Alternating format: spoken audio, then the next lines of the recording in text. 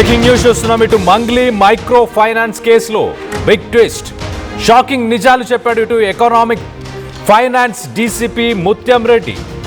ఇప్పటివరకు జరిగిన విచారణలో మంగ్లీ ప్రమేయం ఉందని తేలలేదు అంటూ ఆయన వ్యాఖ్యానించారు.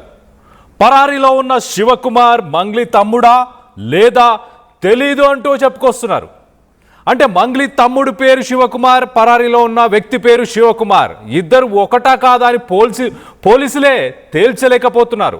ఇటు ప్రధాన నిందితులు హేమకాంత్ రెడ్డి, అలాగే భరత్ కుమార్, శివకుమార్, శైలజ వీళ్ళందరూ ఇంకా పరారీలోనే ఉన్నారు అంటూ డీసీపీ స్టేట్మెంట్ ఇచ్చారు. ఆ నలుగురిని మరి అరెస్ట్ చేస్తేనే అసలు విషయాలు తెలుస్తాయి అంటూ ఇటు డీసీపీ చెప్పుకొస్తున్నాడు. మంగ్లీ నుంచి ప్రాణహాని ఉందని ఇటు డీజీపీని కలిశారు అడ్వకేట్ సుబ్బారావు. తనకు రక్షణ కల్పించాలని కోరాడు ఇటు అడ్వకేట్ సుబ్బారావు. ప్రస్తుతం జైలు రిమాండ్లోనే ఖైదీగా మధు ఉన్నాడు. మధును కస్టడీకి తీసుకుంటే ఏమైనా తెలిసే ఛాన్స్ ఉందా? ఒక్కసారి మనం చూస్తే పోలీసులు నిర్ధారించలేని కొన్ని విషయాలని చెప్పే ప్రయత్నం చేస్తాం. మొదటగా ఇటు శివకుమార్ అనే ఒక నిందితుడు ఉన్నాడు. ఆ నిందితుడు మంగ్లీ తమ్ముడు ఒకరా కాదా అంటూ డీసీపీ తేల్చలేకపోతున్నాడు. మరో పక్కన ఈ నిందితులు ఎవరైతే ఉన్నారో వాళ్ళు ఇంకా పరారీలోనే ఎందుకున్నారు, వాళ్ళని పోలీసులు ఎందుకు పట్టుకోలేకపోతున్నారు? గతంలో హేమకాంత్ రెడ్డి ఇలాంటి నిందితులు ఆర్టీవీకి వచ్చి డిబేట్లో కూడా పాల్గొన్నారు, మిగతా ఛానల్స్లో కూడా డిబేట్లో పాల్గొన్నారు. కొంత విస్తుపోయేలాగా ఉన్నాయి, దీంట్లో కొంత మిస్టీరియస్గానే ఉన్నాయి ఈ విషయాలన్నీ. మంగ్లీ గురించి ఇప్పటిదాకా ఎలాంటి ఆమెకు జోక్యం ఉందంటూ ఎలాంటి ఇన్ఫర్మేషన్ లేదంటూ మాట్లాడుతూనే మరి శివకుమార్ అనే వ్యక్తి మంగ్లీ తమ్ముడేనా లేకపోతే మరొక వ్యక్తి అనేది ఇప్పటిదాకా తేల్చలేకపోయాడు డీసీపీ ముత్యం రెడ్డి. ఇటు డీసీపీ ముత్యం రెడ్డి ఏం మాట్లాడుతున్నాడో తన మాటల్లోనే ఒక్కసారి వినే ప్రయత్నం చేద్దాం. ఇటు మా ప్రతినిధి ఇన్నారెడ్డితో ఫేస్ టు ఫేస్. సంబంధించి మైక్రో ఫైనాన్స్ కేసులో మధును ఇప్పుడే ఎకనామిక్స్ అఫెన్స్ అరెస్ట్ చేయడం జరిగింది. దీనికి సంబంధించి ఫర్దర్ డెవలప్మెంట్స్ ఏమున్నాయి, ఎంత మేరకు మోసం చేశారని తేలింది అనే విషయం మీద ఎకనామిక్ అఫెన్స్ డీసీపీ ముత్యం రెడ్డి గారు ప్రస్తుతం మొత్తం సార్ చెప్పండి సార్. ఈ కేసులో మధును అరెస్ట్ చేసిన తర్వాత ఇన్వెస్టిగేషన్ జరిగిందా? దీంట్లో కొత్త విషయాలు ఏం బయటకు వచ్చింది సార్? మధును అరెస్ట్ చేసిన ఇప్పుడు పోలీస్ కస్టడీకి తీసుకున్నది. కస్టడీలో కనుక ఇంటరాగేట్ చేస్తే మనకు కొత్త విషయాలు వెళ్తాయి. అంతకన్నా ముందు కూడా హేమకాంత్ రెడ్డి అండ్ భరత్ కుమార్, శివకుమార్, శైలజ వీళ్ళ పేర్లు కూడా ఈ కేసులో వచ్చినాయి. వాళ్ళు కూడా ఇంకా అరెస్ట్ కాలేదు. వాళ్ళని అరెస్ట్ చేసినా కానీ మాకు ఫర్దర్ డీటెయిల్ తెలుస్తాయి సార్. దీంట్లో శివ అనేది మంగ్లీ తమ్ముడు కానీ లేకపోతే ఇంకా మిగతా ఎవరైనా ఉన్నారా సార్? వారు అప్స్కాన్లో ఉన్నారని చెప్పి అంటున్నారు, దాంట్లో ఎంతవరకు వాస్తవం ఉంది సార్? ఈ పేరు నేను చెప్పిన పేర్లు నలుగురు కూడా అబ్స్కాండింగ్ ఉన్నారు, దొరకలేదు. అందులో మంగ్లీ బ్రదరా మాకు ఆ విషయం కూడా తెలియదు. ఇంకా మంగ్లీకి దీంట్లో ఇన్వాల్వ్మెంట్ ఉందనేది కూడా మాకు ఇంతవరకు తెలియదు. మధు స్టేట్మెంట్ ప్రకారం మంగ్లీ పేరు కానీ ఎవరి పేరు రాలేదు ఇందులో. సార్ దీంట్లో ప్రధానంగా 2024-25లో ఆల్రెడీ సిఐడిలో కేసు నమోదైంది. అరెస్ట్ అయ్యి జైలుకి వచ్చిన తర్వాత మళ్ళీ మొదలుపెట్టాడు సార్ ఈ కేసుని, ఈ డబ్బులు వసూలు చేయటం. సో దీనికి సంబంధించి ఎంతమంది విక్టిమ్స్ బాధితులు ఉన్నారని చెప్పి మీ దృష్టికి వచ్చింది సార్? దీన్ని ఏ రకంగా ఇన్వెస్టిగేషన్ చేస్తున్నారు? మా దగ్గరికి వచ్చిన దాన్ని బట్టి 130 మంది విక్టిమ్స్ ఉన్నారు. 12 crores రూపీస్ ఈ ప్లాట్లు ఇస్తానని చెప్పి డబ్బులు వసూలు చేశాడు. ఈ మధు మీద సిఐడిలో 4 కేసులు నడుస్తున్నాయి. అవన్నీ కూడా నల్గొండ డిస్ట్రిక్ట్లో రిజిస్టర్ అయ్యి సిఐడికి ట్రాన్స్ఫర్ అయినాయి. సిఐడిలో ఇన్వెస్టిగేషన్లో ఉన్నాయి ఇప్పుడు. సార్ మధుని అరెస్ట్ చేసినప్పుడు ఎవరెవరి పేర్లు చెప్పారు సార్? దీంట్లో ఏమన్నా కీలకమైన అంశాలు ఏమన్నా మధు ద్వారా ఏమన్నా బయటకు వచ్చిందా సార్? మధు ద్వారా 4 పేర్లు వచ్చాయి. హేమకాంత్ రెడ్డి దాంట్లో ఇంపార్టెంట్. అతను మాకు దొరకలేదు, మేము ట్రై చేస్తున్నాం. అతను వస్తే కనుక దీంట్లో కొత్త విషయాలని తెలియచ్చు. సో దీంట్లో బాధితులు సంబంధించి కావచ్చు, మధును విచారించినప్పుడు కావచ్చు, దాదాపుగా ఎంత మేరకు దీంట్లో మోసం జరిగిందని మీ దృష్టిలో ఉంది సార్? మాకు ఇప్పుడు తెలిసిన గారికి 12 crores రూపీస్ పబ్లిక్ దగ్గర కలెక్ట్ చేసినట్టు, వాళ్ళకి ఎవరు కూడా ఇస్తానటువంటి ల్యాండ్ ఇవ్వలేదు. వాళ్ళకు ఎవ్రీ మంత్ కూడా 25,000 రూపీస్ 5 lakhs పే చేస్తా అని చెప్పాడు, అది కూడా పే చేయలేదు. సార్ దీంట్లో మొత్తంగా ఇప్పుడు వసూలు చేసిన డబ్బులు కావచ్చు, తర్వాత ఈ డబ్బులన్నింటినీ ఎక్కడికైనా మా బినామీ పేర్ల మీద పెట్టడం జరిగిందా, లేకపోతే ఇంకెవరన్నా దీంట్లో ఇంకా కొంతమంది వ్యక్తులు ఉన్నారని చెప్పి అన్న దాని మీద మీ విచారణ ఏమైనా తెలియదా సార్? డబ్బులు ఎక్కడ పోయినాయి కూడా తెలియదు. మేము బ్యాంక్ స్టేట్మెంట్ తెప్పిస్తున్నాం, దాని ద్వారా తెలుస్తుంది ఎక్కడ ఎవరు ట్రాన్స్ఫర్ అయినది. మిగతా 4 అరెస్ట్ చేసినప్పుడు లేకపోతే మధుని రేపు పోలీస్ కస్టడీ తీసుకున్నప్పుడే తర్వాత డీటెయిల్ తెలుస్తాయి మాకు. సార్ ఫైనల్గా ఒక విషయం సార్, ఎవరైనా సరే మధుకు సంబంధించిన బాధితులు ఎవరైతే ఉన్నారో వాళ్ళు కావచ్చు, తర్వాత దీనికి సంబంధించి ఎవరైనా ఒకవేళ మిమ్మల్ని అప్రోచ్ అవ్వాలంటే మేము అప్రోచ్ అవ్వచ్చా? ఈ మధు కేసులు విక్టిమ్స్ మిమ్మల్ని అప్రోచ్ అవ్వడానికి అవకాశం ఉందా సార్? కేసులు పెట్టిన వాళ్ళు ఇప్పటివరకు ఎక్కడ కూడా నల్గొండలో కానీ సిఐడిలో కానీ పెట్టిన వాళ్ళు మమ్మల్ని అప్రోచ్ కావచ్చు, ఏదైనా ఉంటే డీటెయిల్స్ మాకు సబ్మిట్ చేయవచ్చు. Thank you sir. సో మొత్తం మీద ఈ మైక్రో ఫైనాన్స్ కేసుకు సంబంధించిన వ్యవహారంలో మధును కస్టడీ తీసుకుంటే చాలా వివరాలు తెలుస్తాయని చెప్పని కూడా చెప్తున్న పరిస్థితి. ఇంకా డీప్ ఇన్వెస్టిగేషన్ నడుస్తూ ఉంది. అంటే 24-25లో కూడా ఆయన ఇలానే మోసాలు చేసి అరెస్ట్ అయ్యి జైలుకి వెళ్ళి మళ్ళీ ఈ రకమైన మోసాలకు పాల్పడిన నేపథ్యంలో ఇప్పుడు ఎకనామిక్స్ వింగ్కి సంబంధించిన కేసు తీసుకుంది కాబట్టి బ్యాంక్ స్టేట్మెంట్ కావచ్చు, తర్వాత బినామీలు కావచ్చు, ఓవరాల్గా ఫైనాన్స్ సంబంధించిన పెట్టుబడులకు సంబంధించి కావచ్చు, తర్వాత వీళ్ళు పెట్టిన ఖర్చు, తర్వాత ఎవరి దగ్గర ఏ రకంగా రిసీవ్ చేసుకున్నారు అని చెప్పిన అన్ని విషయాల మీద మరోసారి మధును పోలీస్ కస్టడీ తీసుకుంటే పూర్తి వివరాలు వచ్చే అవకాశం ఉందని చెప్పని కూడా ఎకనామిక్స్ ఆఫీస్ డీసీపీ గారు చెప్తున్న పరిస్థితి మనం చూస్తాము. కెమెరామెన్ వెంకట్తో ఇన్నారెడ్డి, RTV న్యూస్, హైదరాబాద్. చాలా క్లియర్గా డీసీపీ ముత్యం రెడ్డి చాలా క్లియర్గా కొన్ని పాయింట్స్ని ఆయన చెప్పే ప్రయత్నం చేశారు. దాదాపు 130 మంది బాధితులు ఉన్నట్టు ఆయన ఆ లెక్కని చెప్పే ప్రయత్నం చేస్తున్నాడు. 12 కోట్ల మేరకు మోసాలు జరిగాయి. నల్గొండ వివిధ జిల్లాల్లో 2024-2025 నుంచి ఈ మధు అలాగే మిగతా నిందితుల పైన కూడా కేసులు ఉన్నాయి. వాటిపైన కేసులపైన ఇన్వెస్టిగేషన్ జరుగుతున్న సమయంలోనే మధ్యలో తనని అరెస్ట్ చేసిన తర్వాత కూడా అదే స్కీమ్ని, అదే మైక్రో ఫైనాన్స్ స్కీమ్ని మళ్ళీ కంటిన్యూ చేసే ప్రయత్నం మధు చేశాడంటూ చెప్పుకొచ్చారు. మరి మరో పక్కన విస్తుపోయే విషయాలు కొన్ని ఉన్నాయి. ఫర్ ఎగ్జాంపుల్, ఇటు శివకుమార్ అనే ఒక నిందితుడు ఉన్నాడు, అతను పరారీలోనే ఉన్నాడు. మరి అతను మంగ్లీ తమ్ముడా లేదా అన్న విషయం తేల్చలేకపోతున్నామంటూ ఇటు డీసీ చెప్పుకొస్తున్నాడు. ఈ నిందితులని ఎందుకు పోలీసులు ఇంకా పట్టుకోలేకపోతున్నారు? ఒక మొబైల్ ఫోన్ నంబర్ని కూడా ట్రేస్ చేసినా వాళ్ళు ఎక్కడున్నారు అనే విషయం ఈజీగా ఇట్టే పసిగట్టగలుగుతారు పోలీసులు. వాళ్ళ ట్రాన్సాక్షన్స్, వాళ్ళ ఫోన్పే, పేటిఎం ఎలాంటి ట్రాన్సాక్షన్స్ యూజ్ చేసినా కూడా, డిజిటల్ ట్రాన్సాక్షన్స్ చేసినా ఇమీడియట్గా వాళ్ళు ఎక్కడున్నారో కూడా ట్రేస్ చేయొచ్చు. అయినా కూడా మరి జాప్యం జరుగుతుందా? మరో పక్కన మంగ్లీ ప్రమేయం ఇప్పటిదాకా ఏమీ లేదు అంటూ ముత్యం రెడ్డి చెప్పుకొచ్చే ప్రయత్నం చేస్తున్నారు.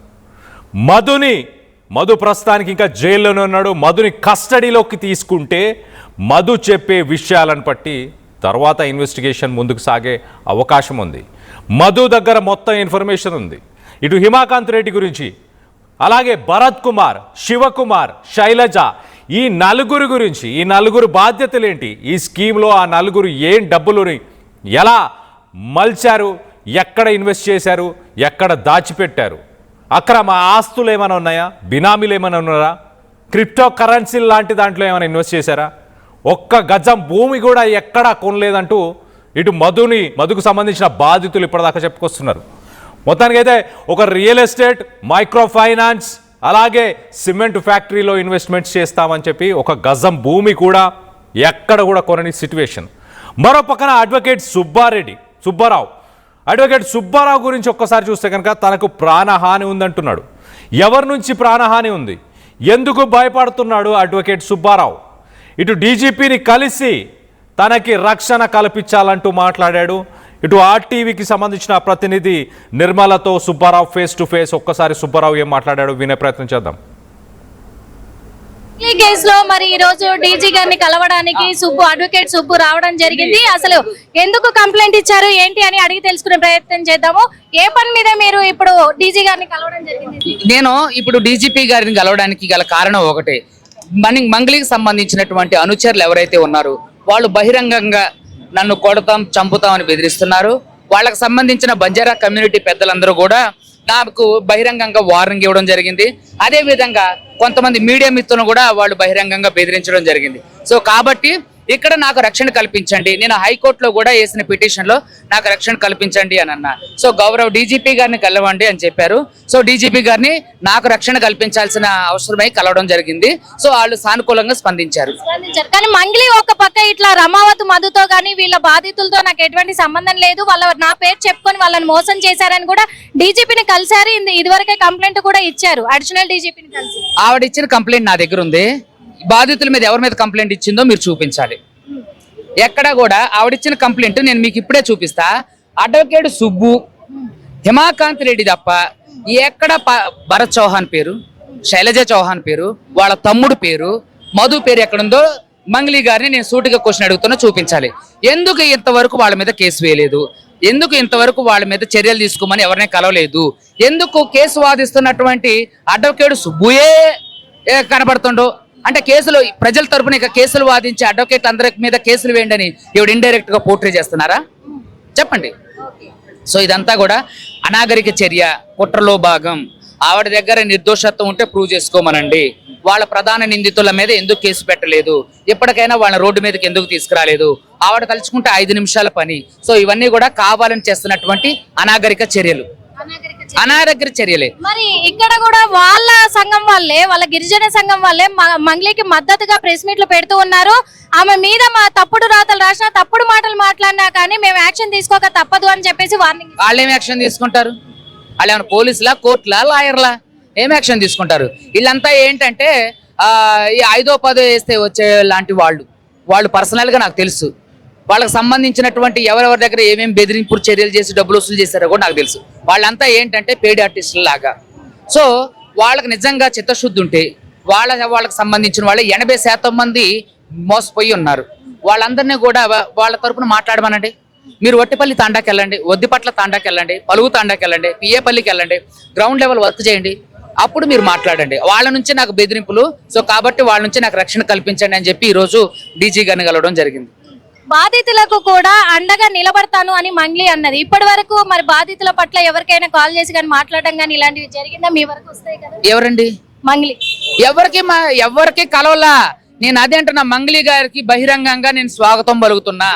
రండి, కోర్టు దగ్గరికి రండి, మేము ఉంటాం, మాట్లాడతాం, మీతో పాటు మేము ఉంటాం. రండి, బాధితుల తరపున అంటే బాధితులకు న్యాయం జరగాలి, బాధితుల తరపున నేను ఉంటా. ఏది మరి ఎక్కడ ఎప్పుడు వచ్చారు? బాధితులకు ఒక్కళ్ళకి కూడా ఫోన్ చేసి పరామర్శించాల. సో కాబట్టి ఇదంతా అనాగరిక చర్య. అంటే దీని వెనకాల మంగ్లీ మాత్రమే ఉందనుకుంటున్నారా? మంగ్లీ వెనకాల ఇంకెవరైనా ఉన్నారా? దీని వెనక చాలా పెద్ద నెట్వర్క్ ఉందండి. దాని గురించి నేను మీకు తర్వాత మీకు ఇచ్చేస్తాను. మాకు కానీ లోపల కలిసిన ఎవిడెన్స్ ఏమైనా ఉందండి.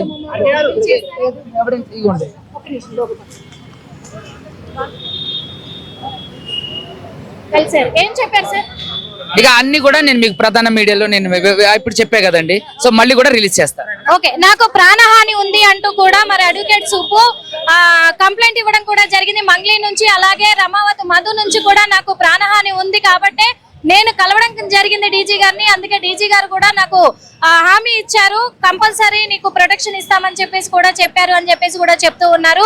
ఏది ఏమైనప్పటికీ ఈ కేసు వదిలేదే లేదు, బాధితులకు అండగా నిలబడి తీరుతాను అని చెప్పేసి అడ్వకేట్ సుబ్బు కూడా తెలియజేస్తూ ఉన్నాడు. కెమెరామెన్ మధుతో నిర్మల, ఆర్టీ.